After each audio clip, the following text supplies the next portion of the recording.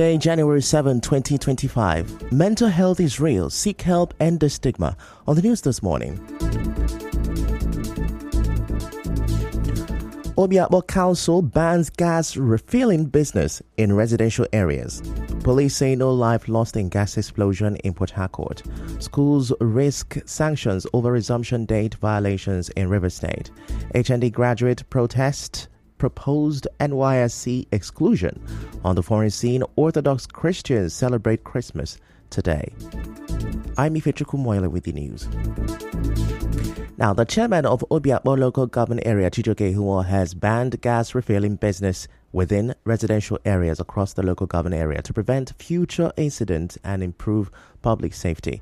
Mr. Ihumo announced the ban during a visit to the site of the gas explosion in Orazi. He also set up a committee to enforce compliance and urge residents to report anyone operating gas refilling point within their neighborhoods.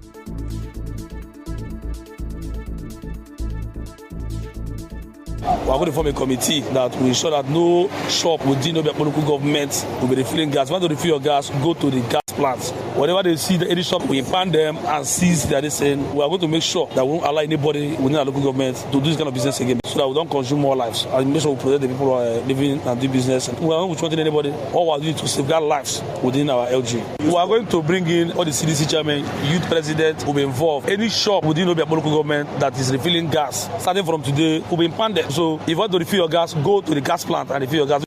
He also assured that the council would cover the medical bills of those injured in the explosion and sympathize with victims and their families.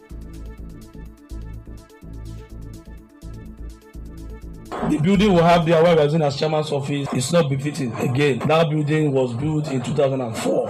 If you calculate the time till now, it's not befitting. So we decided to put up this particular edifice here. Deciding this building here is to show that I am ready to serve my people. And be rest assured that this building will be completed in the next 3 months. We'll have a lot of programs, a lot of packages for our people. This administration will be one of the best administrations we'll find in this local government.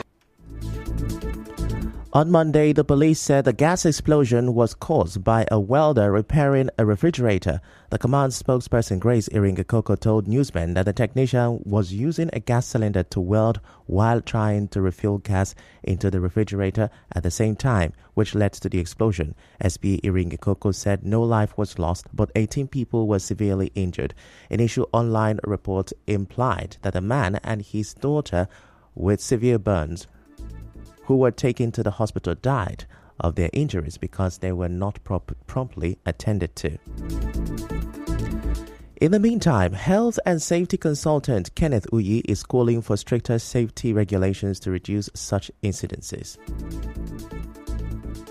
Getting people on occupational safety of equipment, the risks associated with their job, and how to manage the risk associated with their job. That's where it will start from. Then they should go back to the drawing table and look at various laws that support the prohibition of certain activities in certain locations and ensure that standards are in place, communicated to the people, and ensure that the regulatory bodies go around to ensure that people comply 100% to all of these laws and standards. It's the only way to manage this. Otherwise, it will just keep happening.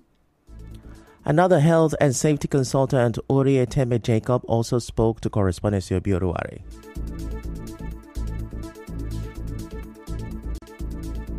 Because of the volatile nature of the gas and the high-risk activity in nature, those activities that has to do with the use of industrial... A new beginning, a new... The urban planning must take into account location of industries. Land Use Act, utilization of land use, should emphasize on where residential areas are and where industrial areas should be.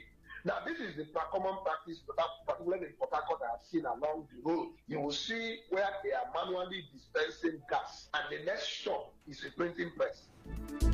On the spot, the chairman of the Petroleum Product Retail Outlet Owners Association of Nigeria, Petro One in River State, Francis Demba, spoke on the dangers of patronizing roadside gas filling stations. Mr. Demba attributed the frequent explosions to customers using expired gas cylinders. We are sensitizing people to stop the management of expired and rusted, damaged cylinders. Our members have been advised and we have sustained the campaign that don't fill these cylinders for these persons. In most cases, the customers will quarrel you, but it is to save their own lives. So at the same time, we continue to call on our people to refuse to fill cylinders that have expired, cylinders that have rusted for people, for customers. In most cases, when you don't fill it for them, what do? They refer and retire to these roadside operators. And that is why one of these things have happened. Moving on, the owner of a building next to the collapsed 3-story building under construction in Ikuruta, Alisa Peters, has urged authorities to demolish the remaining portion of the building. In an interview with our correspondent, Mrs. Peters expressed concern that another collapse could severely damage her bungalow. You see, this other part of the building is also going to collapse soon. It's a risk, a great risk we've been here. So we really need the appropriate authority to give authorization for that site to be pulled down because it's a risk for us to be here. The proximity is very close to the house. In fact, they didn't even give gap. If anything should happen to that one, it will also affect this part of the building. One of the tenants recounted how he narrowly escaped when the building collapsed. I was sleeping in my bedroom. My brothers, 3 of them, were in the living room watching the football match. The workers were deboarding the columns and beams that they just casted, about 14 of them. All of a sudden, we heard this rumbling sound. The 3 of them that were in the parlor, they ran out because the noise was unusual. So they ran out. Me, that was inside the room. Before I accessed the parlor, everywhere was covered with dust. After a while, we didn't hear the sound again, so we started coming out and discovered that the 2-story building under construction that just collapsed. Now, reports say about 6 people are in the hospital and the last victim was rescued with the help of an excavator. The site of the collapse has since been sealed off. Away from that, the acting sole administrator of the River State Waste Management Agency, Ruwama, Prince Ohia, says the agency plans to surpass the cleanliness record set by Calabar. Speaking during a meeting with contractors at Ruwama's headquarters in Port Harcourt on Monday, Mr. Ohia expressed confidence in the agency's capabilities despite the challenges posed by financial constraint and rising cost of materials and diesel. He commended the contractors for their dedication over the past year. He also urged them to maintain their momentum. While some contractors have done excellently well, some contractors are actually like a daiseka, very unconcerned about the job. Very, very unconcerned. I can mention names. The man handling the warfare, both the sweeper there and the waste evacuator, they are doing rubbish. It's a flashpoint. The person sweeping Choba Road going towards the bridge is doing rubbish. Very unconcerned. But this is New Year. We shouldn't look at our yesterday. We should rather put ourselves together in how to make this year better than what we had last year. He also reiterated the agency's policy of deductions for contractors who fail to perform timely evacuations between 10 p.m. and 6 a.m. He specifically warned those working on flyovers to execute their duties thoroughly, as these areas are considered critical hotspots for cleanliness. He also cautioned sweepers that any failure to do their work could result in penalties.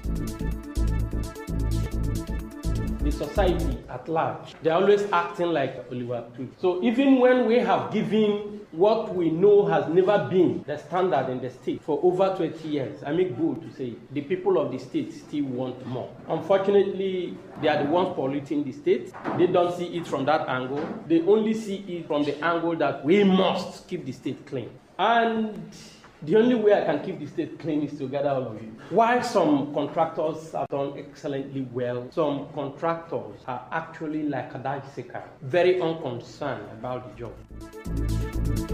Now, elsewhere, the Forum of Immediate Past Local Government Caretaker Committee (CTC) members in River State has condemned the recent comment by the FCT Minister Nyesom Wike against former Governor Peter Odili. The forum says such comments were unbecoming and belittling of the FCT Minister, who they said ought to exhibit decorum in the choice of his words. The leader of the group, Obams Ojima, in a statement said the FCT Minister's action runs against the deep-seated culture of respect Rivers people have for their elders. Now, they advised him to be mindful of his utterances. The forum also demanded an unreserved apology to Dr. Odili and other elders in the state. The forum, however, commended Governor Fubara for presenting and subsequently signing the 2025 budget after its passage by the Victor Okojumbo-led River State House of Assembly. The statement said its timely passage It is a testament to cordial relationships and overwhelming love for Rivers people. Still to come, HND graduate protest. Propose NYSC exclusion. Stay with us.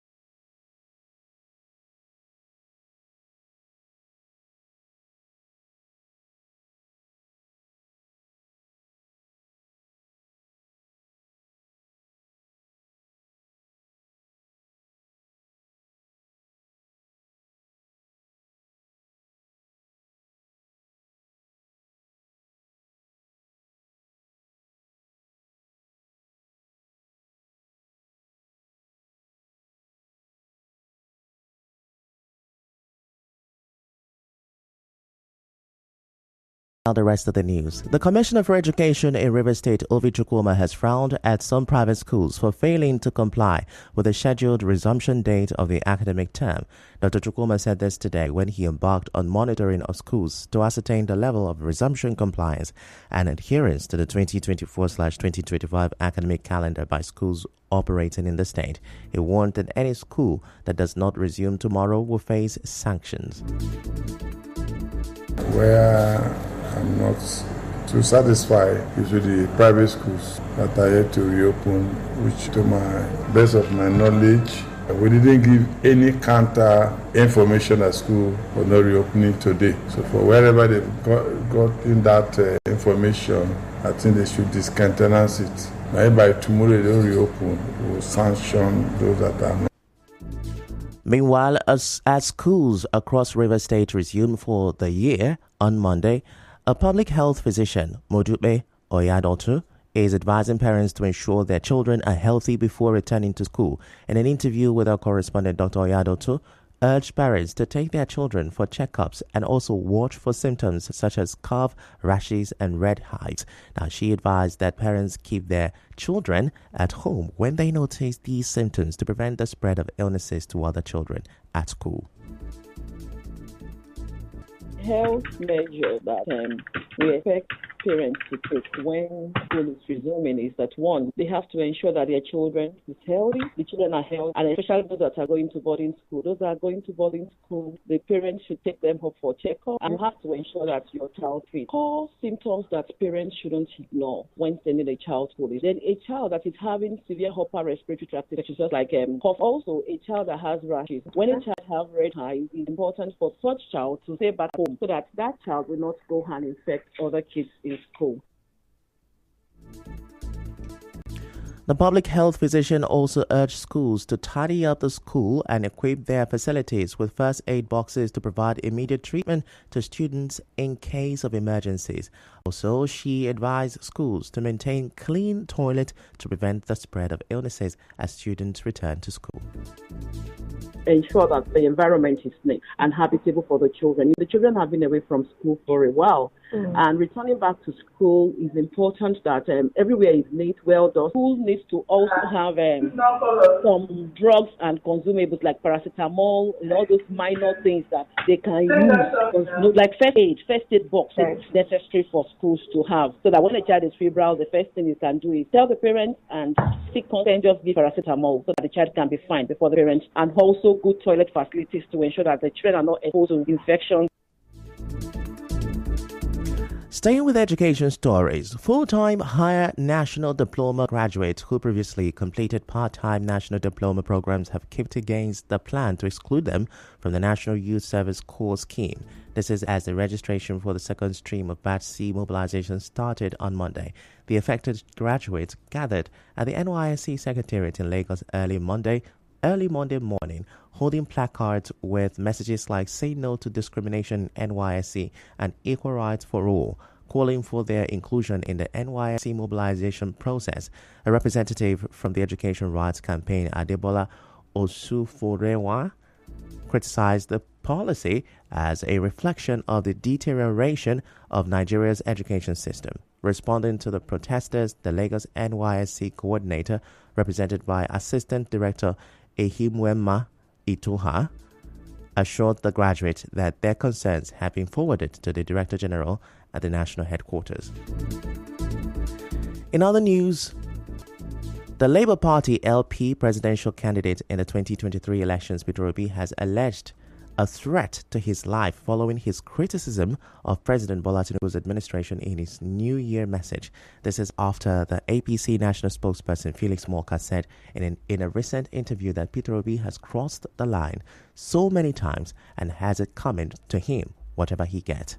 In a post on his X handle on Monday, Mr. Obi asked if he had really crossed the line. He challenged anyone who thinks he has crossed the line to point it out to him where he did, expressing his commitment to upholding decorum. The former Anambra State governor also vowed not to be silenced in his resolve to speak truthfully, especially as the country drifts towards what he called undemocratic practices. Recall that Mr. Obi had in his New Year press conference last Thursday lamented the political, economic, security and healthcare situation in the country. And now, we bring you news from around the world.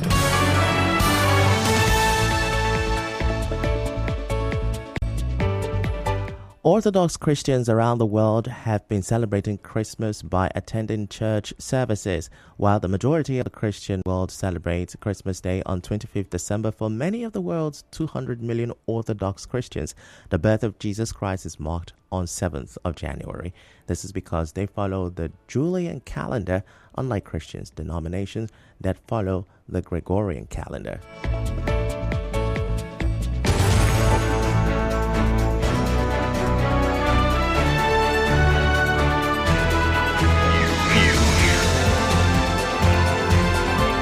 This is the news on 92.3 Nigeria Info. That's a wrap on the news this morning. Before we go, let's have a look at the major stories. Obiakpo Council has banned gas refilling businesses in residential areas. Police say no life was lost in Saturday's gas explosion in Port Harcourt. HND graduates have protested proposed NYSC exclusion. On the foreign scene, Orthodox Christians are celebrating Christmas today. The news was edited by Chioma Ezenwafo. To reach the news team, send an SMS or WhatsApp to 0808-721-7215. I'm Ifechukwu Moyeli. Many thanks for listening.